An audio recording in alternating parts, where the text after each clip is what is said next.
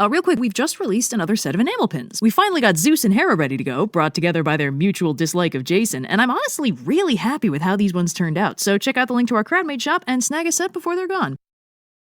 I don't think it's exactly controversial to suggest that Greek mythology is a bit lacking in the nuanced female characters department. The goddesses have their fair share of personality, and you do get the occasional anomalous powerhouse like Atalanta and Kirke, but for the most part, the ladies of Greek mythology are fairly one-note. Queens who mother heroes, princesses who fall in love with heroes, random targets of divine retribution, Zeus's girlfriend of the week, not a whole lot of variety, and certainly not much in the depth department. Usually the most interesting thing about these women is either what hero they boinked or how they died. Nice to know modern media is really sticking to its roots on that one. But there's one crowning exception to the rule, and that is Medea. Granddaughter of Helios, princess of Colchis, powerful sorceress, and somewhere in the gray area between girl boss and supervillain, Medea is anything but boring. She shows up off and on through later Greek mythology, but her story is mostly codified in two texts. First, the Argonautica, a Greek epic poem from the 200s BCE, written by Apollonius Rhodes and based off the well-known Hellenistic mythology of the time. And second, Medea, a tragic play written earlier by Euripides around 431 BCE. The first half of her life is an epic, the second half is a tragedy. I think we can safely assume this story is gonna have some twists in it. Now, this video is not about the Argonautica, it's about Medea, so we're gonna play a little fast and loose with this summary until our leading lady hits the stage. Got it? Good. Now, the events of the Argonautica take place a few decades before the Trojan War. This is the previous generation of heroes before the Iliad and the Odyssey. So the Argonautica is mostly about Jason, Prince of Thessaly, whose father Aeson was overthrown by his treacherous half-brother Peleus, who kills all of Aeson's descendants except for Jason,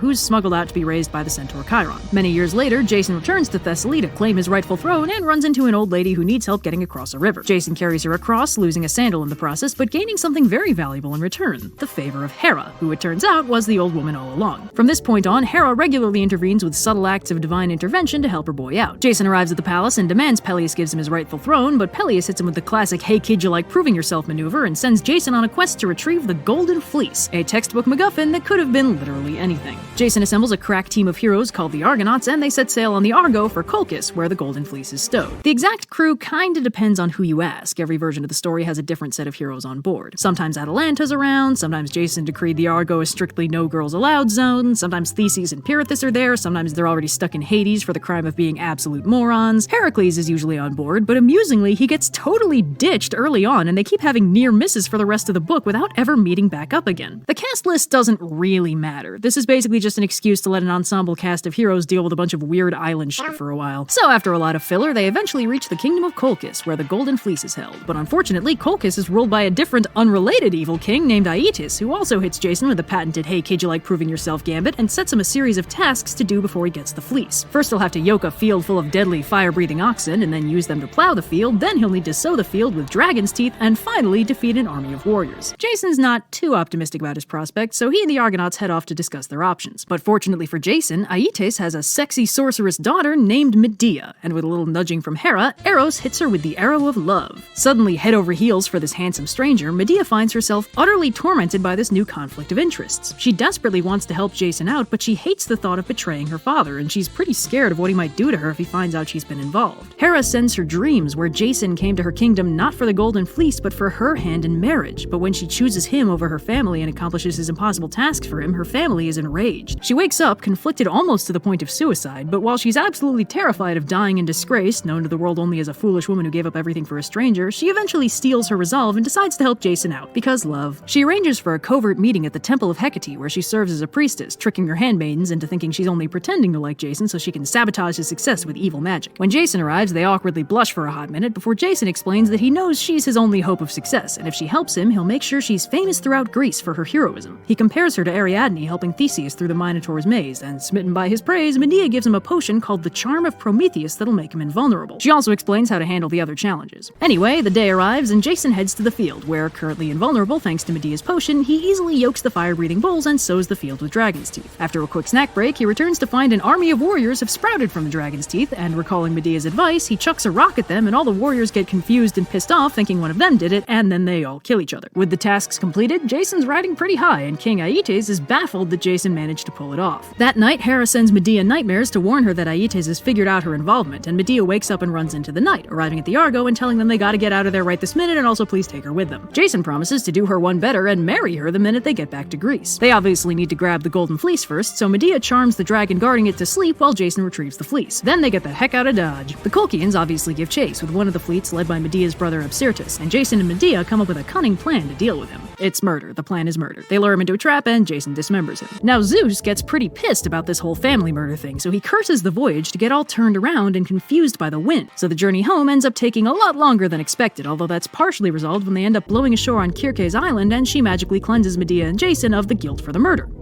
Didn't know she could do that. Useful. A few more filler arcs happen while they sail home, and Jason and Medea end up getting properly married on an island, so Medea won't be sent back to Colchis by the king of the island, who's a pretty nice guy and won't break up a properly married couple. Jason and Medea are married in a sacred cave on the cliffside and take a nice little wedding night nap on top of the Golden Fleece, which I will admit was not a detail I was expecting to read in this ancient Greek epic. Yeah, Peleus, I don't know if you're going to want to touch that. So after a long and complicated voyage home, the lovers finally return to Thessaly. Now that's around where the Argonautica peters out, but the story's not over. The next bit is recounted in a short, now lost play by Euripides called the Pleiades. Now obviously Peleus doesn't want to give up the throne, proving himself be damned. He's also gone ahead and killed all of Jason's relatives just to, be proactive. But don't worry, Medea has a solution. It's murder. The solution is murder. She shows Peleus' daughters a cool spell she knows for rejuvenation by butchering an old ram and throwing the pieces into a boiling pot of herbs, at which point a young and healthy lamb jumps out. The daughters think that's really cool, so they go grab their dad and butcher him, and he's dead. He's just dead. Oops. So that's basically the first half of Medea's story. A young, demure, love-struck woman falls head over heels for a handsome, heroic stranger and gives up everything to save him from an impossible situation, and then he rescues her from her vengeful family and brings her to a better land to marry him and live happily ever after. That is a beautiful, classic, textbook love story plus or minus a couple murders. So why is the play Medea a tragedy? Buckle up, it's actually kind of fascinating. So to start us off, Jason has a bit of a problem. See, what with the whole gruesome death of Peleus and all, Jason is now an accessory to a crime, and he can't really claim the throne of Thessaly, little known downside to solving all your problems with murder. So he and Medea decide to head to Corinth instead. A few years evidently pass and they make a home there, but Jason ends up courting Glauce, princess of Corinth and daughter of King Creon, in the hopes that marrying her will make him royalty and ensure the future of his line, as well as the safety of Medea and their 2 children, because by the way, they have 2 children now. Now this is,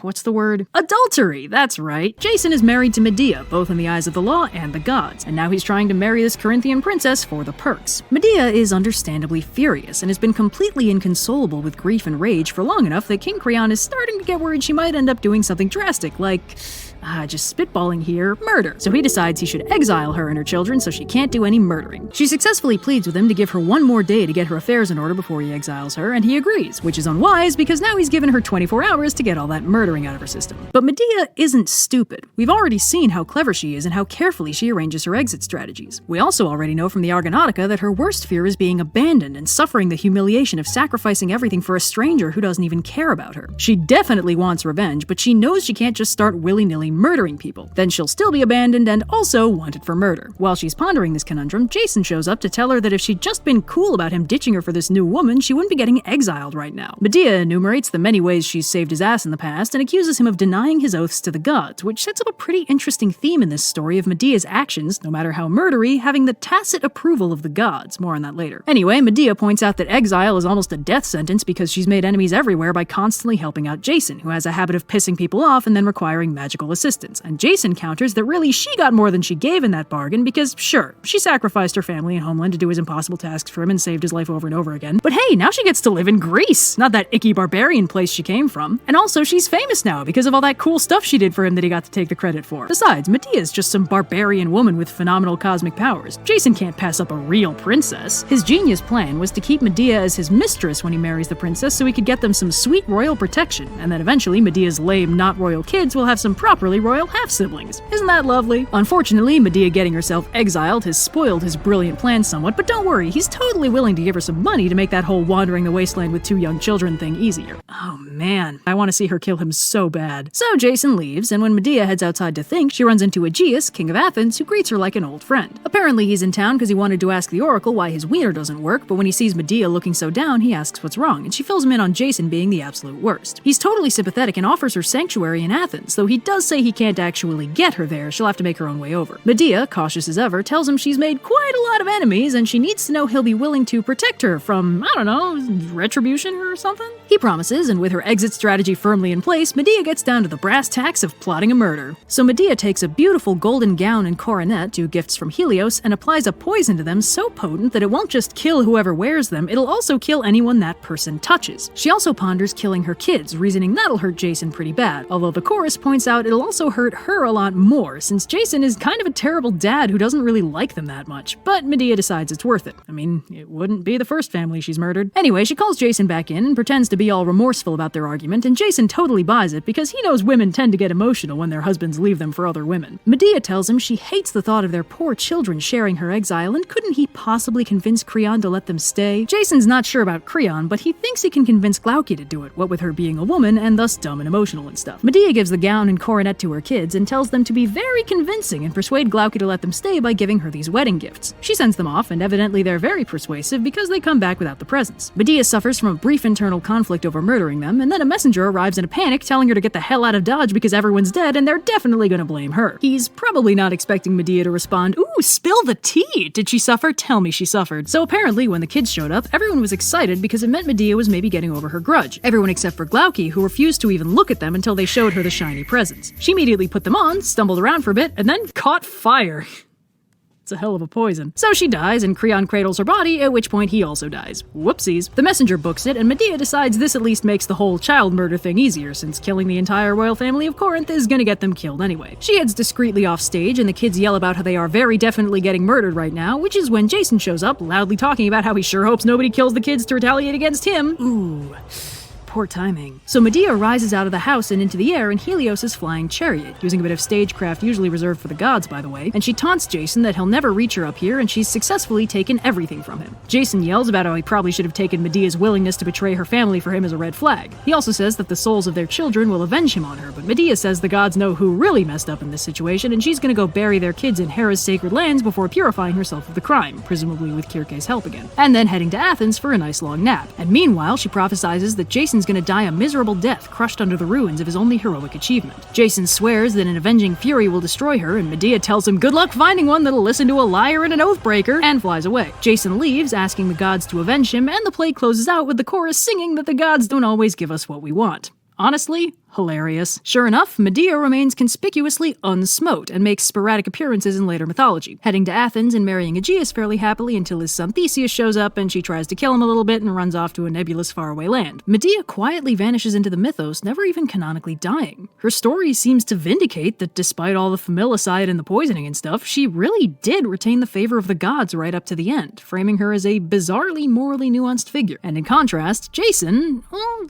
things really don't go so hot for Jason. As you may recall, his whole hero's journey really got started when he won the favor of Hera through that secret test of character thing. She was essentially his patron god, and basically the only reason he passed all those proving himself dealios, as well as the only reason Medea falls in love with him. Well, Hera was the goddess of marriage and family, and then Jason betrayed his wife. Medea wasn't just sassing when she called him an oathbreaker, he was quite literally breaking a divine oath by abandoning her and their children. Without the favor of Hera, Jason dies alone and unhappy when the rotting prow of the Argo breaks off and crushes him in his sleep, a crumbling monument to his only heroic achievement. Jason and Medea are a classic tragedy that hits surprisingly hard. They were in love, they were heroes, they did incredible things, and then when the situation changed, their very human flaws tore them apart. Two characters who were heroes in one context become nightmares in another. Reading the Argonautica is a genuinely very weird experience, seeing the beginning of their relationship knowing how terribly it's going to end, and you can kind of tell it was written with that in mind. There are a few little tidbits of Medea's character that seem like they're deliberately written there to make the impact of the original tragedy hit harder. Jason could have never succeeded in his quest without Medea, but because of all the murderiness of Medea's methods, he ended up failing to win the throne he'd been after in the first place, driving him to further extremes to try and claim the royalty he deserved. Jason loved Medea, but not more than he wanted the future he'd been after, and in casting her aside, he made a terrible enemy. And Medea was always brilliantly clever, and she loved Jason very fiercely. She had no other choice thanks to Hera, and she loved their children in a way Jason didn't. Throughout the play, he only ever calls them her children until they're dead, and then suddenly they're his children and he feels really bad about it. In a better time, in a better situation, they probably could have been happy together for the rest of their lives, if only Jason weren't such an absolute dingus. Oh yeah, I'll just ditch my incredibly cunning and powerful sorceress wife for this random princess. I'm sure she'll be cool with it. What could possibly go wrong?